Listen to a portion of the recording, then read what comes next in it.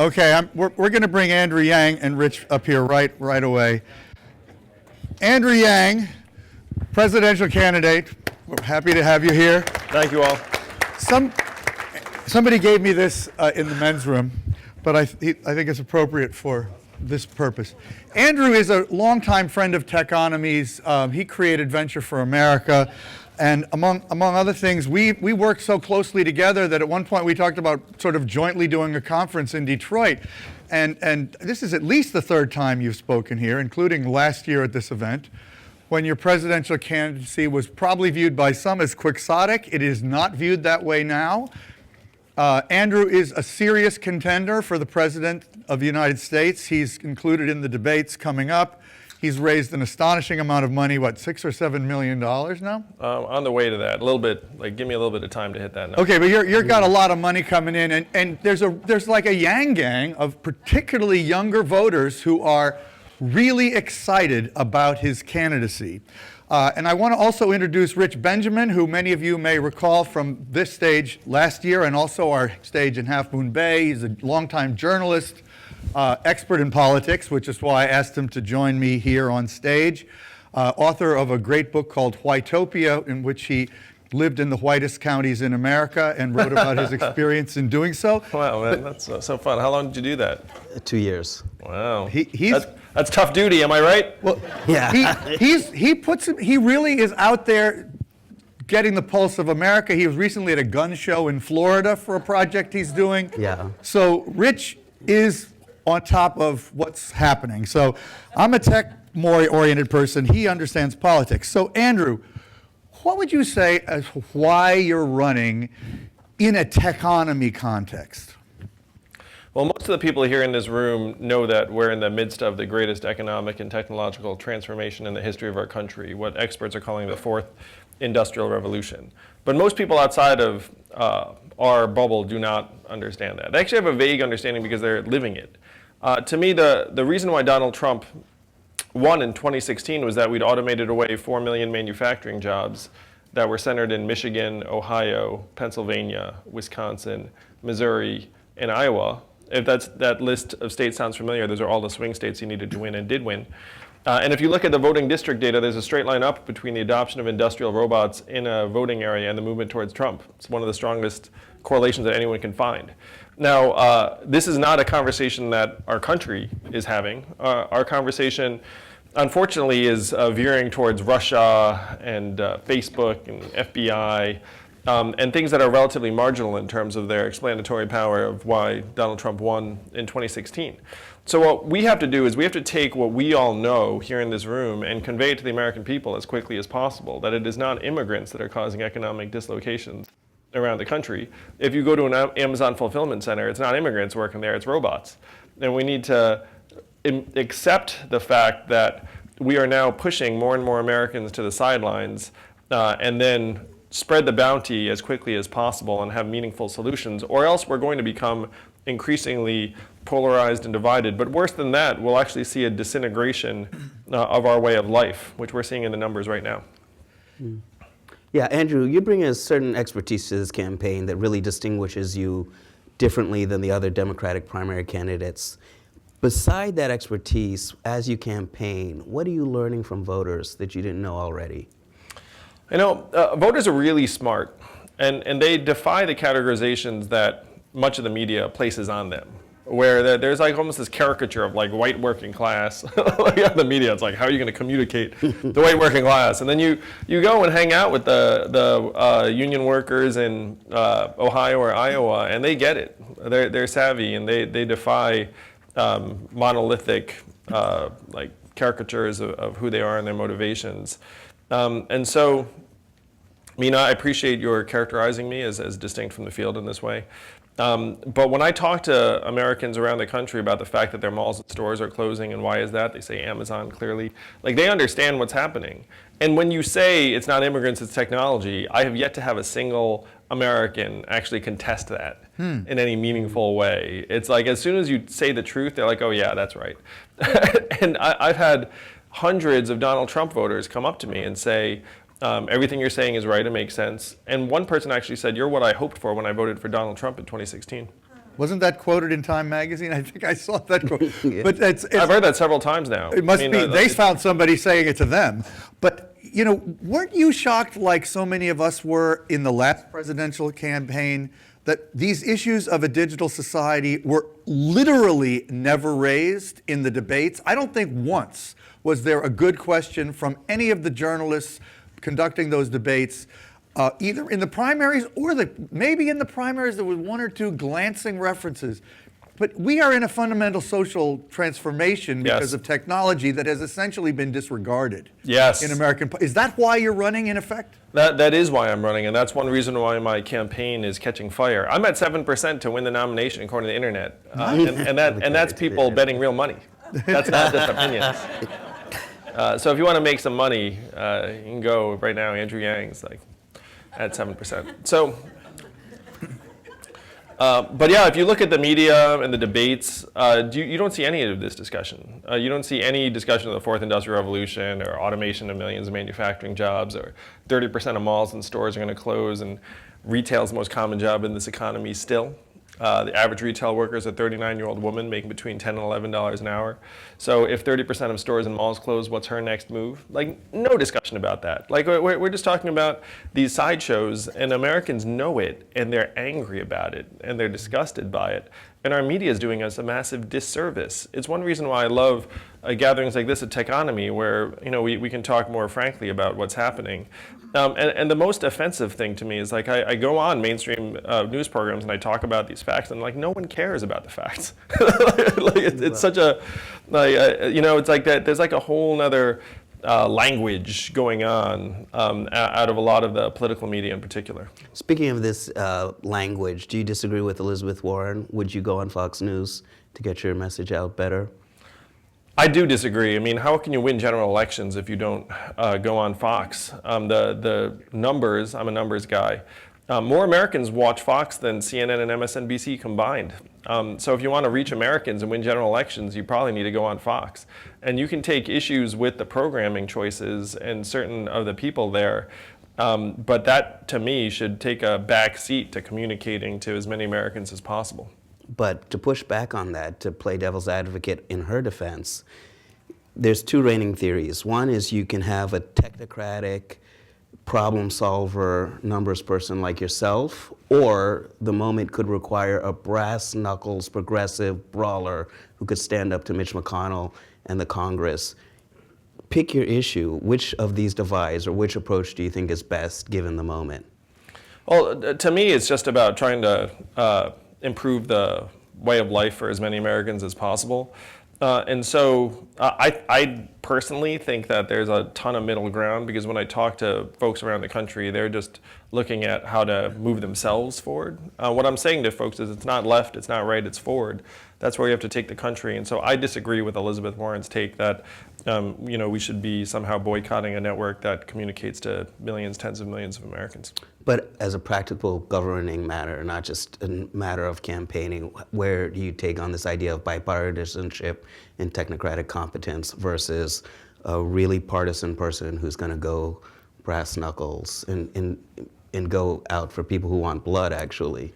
Well, let me say I'm a fan of Elizabeth Warren. I think she's got tremendous values. Like, she's trying to improve the lives of many Americans. And I think that the folks that are trying to fight for a better way of life, I'm aligned with anyone who wants to improve our way of life. I do think that if you're going to get something done in a polarized Senate, saying that, hey, I'm not going to, talk to your people or work with you is probably not as effective a way to get things done.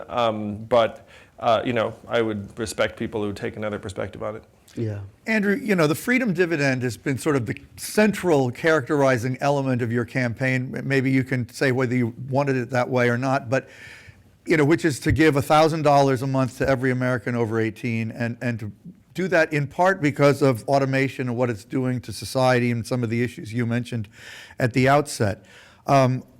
I guess first I'd just invite you to say anything about that maybe we might not already know. I mean, I don't want to overemphasize it because it is pretty well known about you, but I have a follow-up to it too. No, if you've heard anything about me, it's that there's an Asian man running for president who wants to give everyone $1,000 a month. Am I right?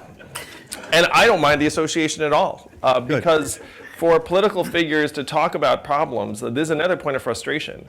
Like, how many times have you heard a politician being like, here's the problem, and then just ignore the solution? It's like, walk away. That's actually standard political procedure. Now, in this case, if you accept that we're in the greatest economic and technological transformation in the history of our country, which we are, and that McKinsey, Bain, and MIT all project that between 20 and 30% of American jobs will be automated in the next 11 to 20 years, which they all do agree, and that our labor force participation rate right now, as we're together, is at 63%, multi-decade low, and the same levels as Ecuador and Costa Rica in year 10 of an expansion. Like, these are all facts. And so instead of saying like, hey, this is the backdrop, don't know what we're going to do about it. Instead, it's like, this is the backdrop. Let's put $1,000 a month in the hands of every American. It's going to grow the economy by 2 million jobs. It's going to make children and families stronger, healthier, better educated, mentally healthier. It would help millions of Americans do the kind of work that they want to do, including people like my wife, who's at home with our 2 boys, one of whom is autistic. And right now, her work would count as 0 in both GDP, and it has a market value of 0, and we know that's messed up and perverse. So this $1,000 a month dividend is steeped in American history. Thomas Paine was for it, Martin Luther King was for it, Milton Friedman was for it. Jamie Dimon just came out for it last month. How is that not front page news? Jamie Dimon, the CEO of JP Morgan Chase, said we should have a negative income tax in the United States, which is guarantee everyone an income level. And so we are past the time for idle chatter about what might be happening. Our life expectancy has declined for the last 3 years due to surges in drug overdoses and suicides, which have both overtaken vehicle deaths for the first time in American history. You know the last time our life expectancy declined for 3 years in a row? The Spanish flu of 1918. We are in Spanish flu territory, and we are cheerleading this phantom GDP number. It's garbage. We are better than this, we are smarter than this, and we need to get our shit together. So if you do accept the backdrop, then you also have to start saying, okay, we need meaningful solutions. And the solutions that people like us tend to present to people are, we need to educate and retrain people. We need to train people in coding and engineering. But the reality is that 8% of American jobs are in STEM, 92% are not. It is impossible to take 92% of the population and somehow turn them into the other 8%, particularly when you're talking about a population of 3.5 million truckers, average age 49, 94% men. These men did not like school 30 years ago. So You can see why he's taken off. He's taken out, right? But With that Andrew, record. I got to follow up. So, on this stage yesterday, our final speaker was Mark Bertolini, who you may know, great thinker about healthcare, former CEO of Aetna. And one of the things he was complaining about as CEO of Aetna was that he was unable to invest in his people because the tax laws prevented it, that you could depreciate hardware. Yeah, that's true. You can but you depreciate cannot capital investment depreciate in the people. investment you make in people, even though you can document the productivity benefits of it. Do you think that aside from the UBI kind of approach, which is clearly logical in many ways, that we need other forms of like tax reform so that people will be encouraged, big companies can be encouraged to invest more in their human capital? Oh yeah, completely. I spoke to a group of 70 CEOs and I asked them how many are considering having AI replace thousands of back office workers. These were big company CEOs. Guess how many hands went up out of 70?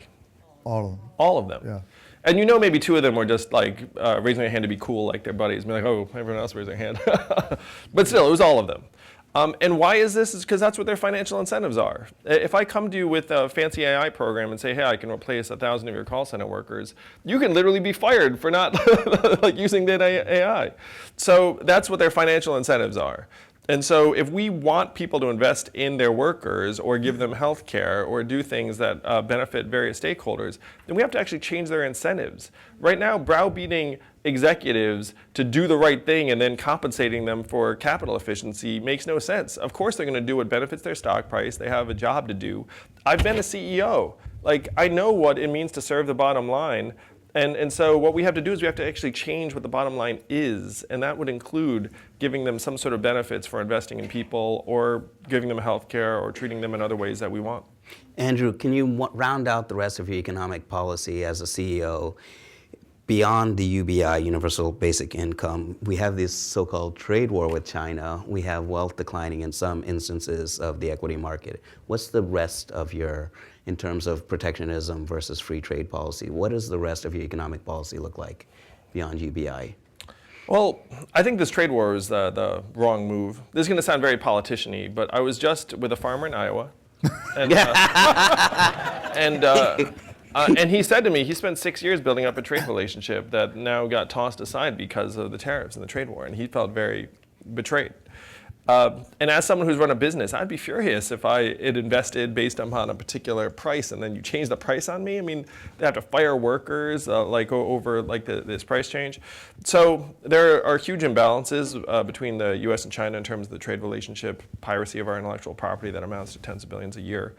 But this trade war to me would be like the last resort. The problem, and this applies to both technology and globalization, is that many Americans feel like they are not included in whatever prosperity or gains develop. And so if we spread the gains more broadly, then both technological progress and globalization could be something that more Americans are excited about. In the absence of a genuine sharing of the gains, then I would actually completely accept an American who says like, hey, this is actually not working out for me. Gotcha. A similar related thing, and I want to hear audience questions, but there is a view that we are very close to a potential war with Iran right now. How do you come down on that kind of foreign policy challenge? What would you do right now vis-a-vis Iran, for example? Well, to me, we made the wrong move by pulling out of the pact that would have them de-escalate their nuclear development in return for lifting various sanctions and economic considerations. So the first thing I would do is can you imagine when I'm president in 2021, the world is going to be like, oh my gosh, like America's back open. Yeah. And so then I can hopefully diminish the tensions with Iran and get us back on a track towards both them reducing their nuclear arms and us feeling like we don't necessarily need to escalate military activity in that area. Do you have anything? Because one question that I'd like to pose you.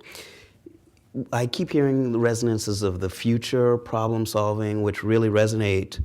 But on the other hand, we have a slogan that says, "Make America Great Again." And we are in a cultural moment. We are in a culturally retrograde moment. Alabama just passed a regressive. So how will you deal? To make sure everybody knows, a law that essentially bans abortion that will foster a challenge in the Supreme Court for Roe v. Wade, which could be the opportunity. Now we have Kavanaugh there. They've been looking for a way to take that challenge to the Supreme Court. Even in the cases of rape, and incest, we should add. And so this cultural moment that we're in, that people want to take the country backward, how do you deal with these issues that don't necessarily have empirical and fact-based matter? How are you going to deal with culture in this country?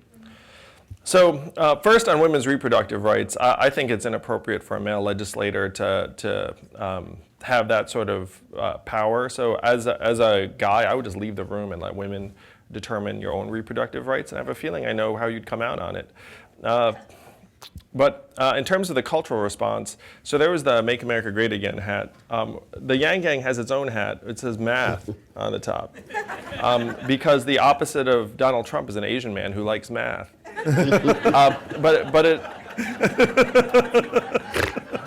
But it also stands for Make America Think Harder. Yeah. And that's actually the cultural movement we need. There needs to be like the revolution of rationality. And so there's a lot of appetite for that kind of movement. That's one reason why we're getting tens of thousands of donors around the country.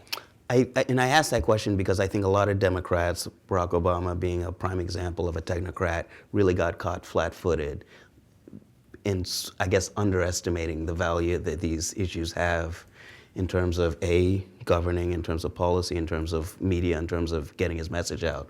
But you say you're different. You got your Yang Gang going. No, and again, when I talk to voters in various communities, they understand what's going on around them. And then when I say, like, look, I understand too, and like, let's try and find a way forward together. I'm being met with open arms wherever I go. And so, to me, the danger right now is that in a culture of scarcity, where 78% of Americans are living paycheck to paycheck and 57% can't afford an unexpected $500 bill, and they're looking around and seeing their ways of life disappear, then you become subject to very, very negative ideas, including ideas around culture, around race, around gender. There is a study that showed that if you have a mindset of scarcity, it reduces your functional intelligence by 13 IQ points, or 1 standard deviation. So if you think that America is getting less rational and nastier, we probably are, just by introducing pervasive financial insecurity into the population. That's what you'd expect. And so if you get the economic boot off of people's throats, you get their IQ up 13 points or 1 standard deviation, and then you'll see that the conversations and the culture will improve. It's very hard to influence culture, but you know what's really easy to influence? Capital flows. If a majority of Americans get together and say, hey, dividend's a good idea, $1,000 a month, do you think that would improve Americans' receptivity to, for example, immigrant communities? Do you think it would improve their receptivity to the concerns of women? And one thing I say is that the Democratic Party talks about empowering women all of the time. But we know that there are millions of women in America in exploitative or abusive jobs or relationships that would be improved by getting $1,000 a month.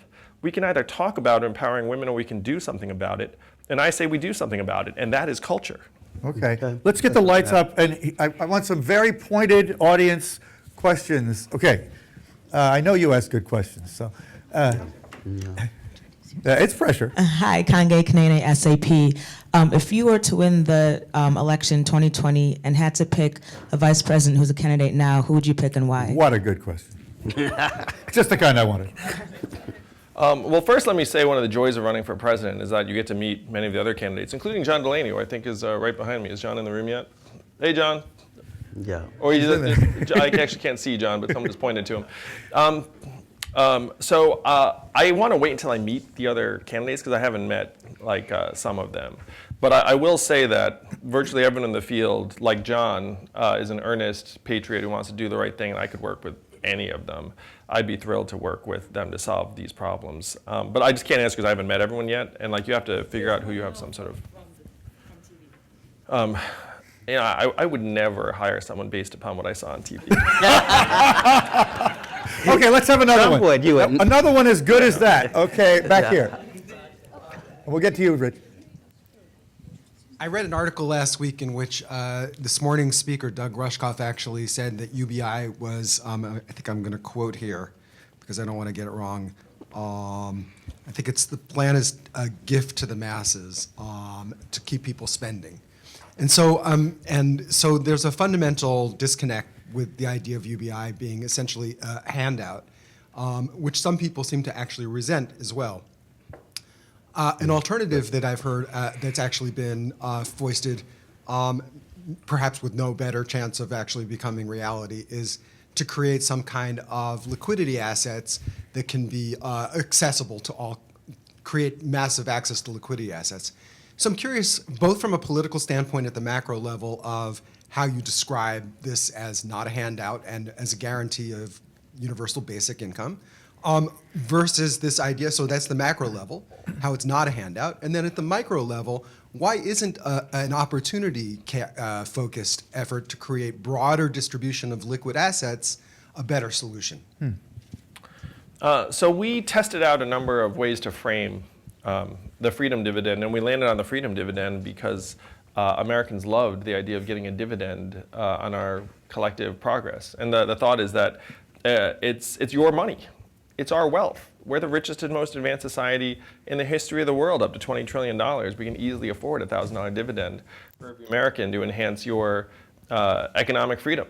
And many Americans love that framing. As soon as you say it's a dividend, then they get it because they're like, oh, I buy Coca-Cola, I get a dividend. I'm sort of a shareholder in the United States of America, I get a dividend.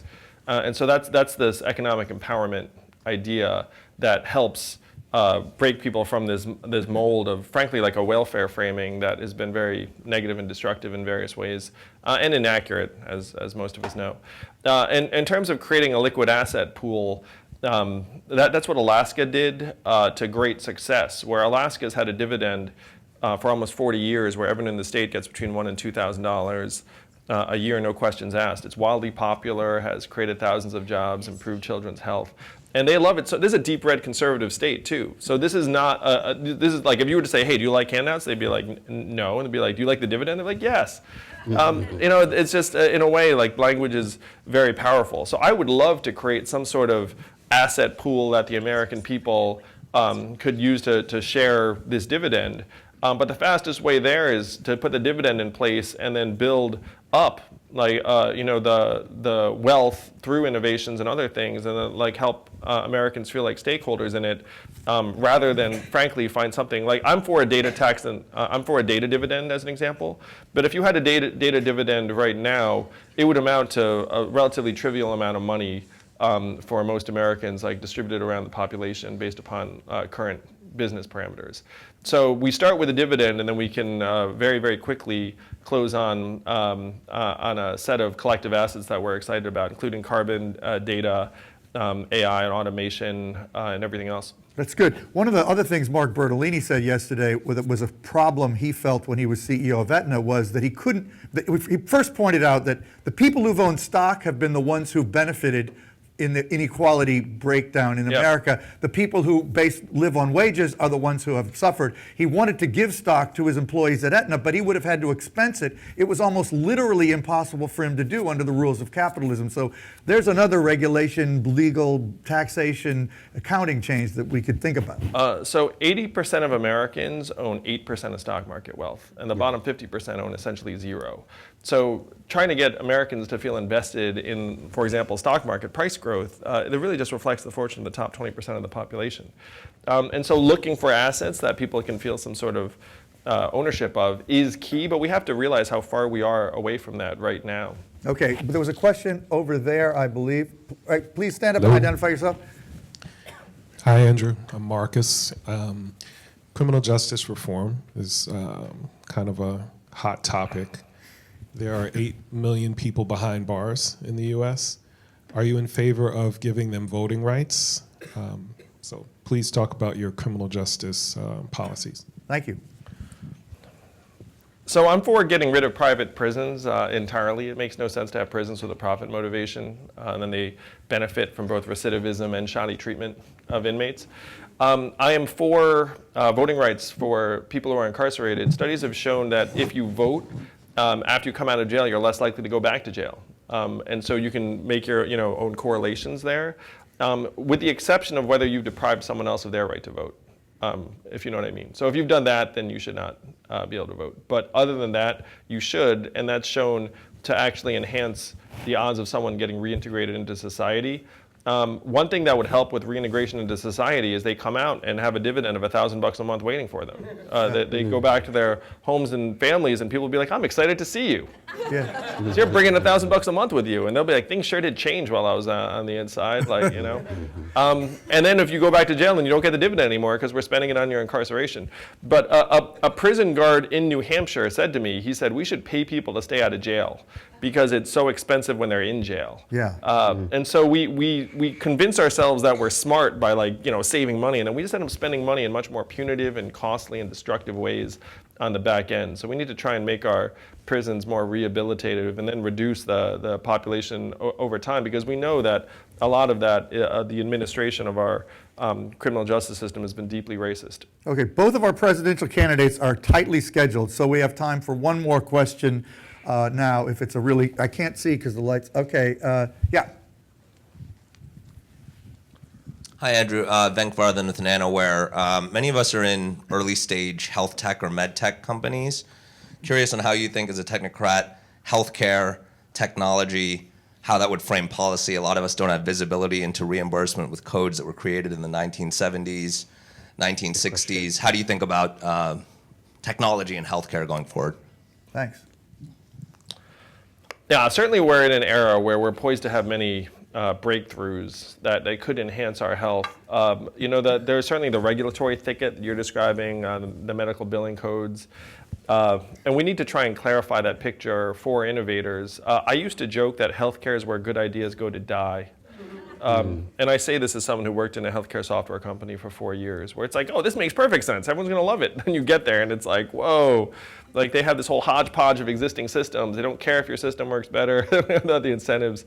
And that's like a very tough thing, where in the healthcare industry, for better or for worse, generally for worse, they're tied more to revenue and activity than they are healthfulness. And so it's to me, it's impeding a lot of innovation that could improve our lives because it's not aligned with their current institutional incentives or the payment mechanisms through the insurance companies. So one of my big goals would be to try and clarify those incentives for innovators like you, because we have to make it so that healthcare is not where good ideas go to die, but it's where good ideas go to thrive. Andrew, thank you so much. Thank you. Thank you all very much. Good luck. Thanks, guys. David, Really thank you, good. man. Good to have you. Thank you so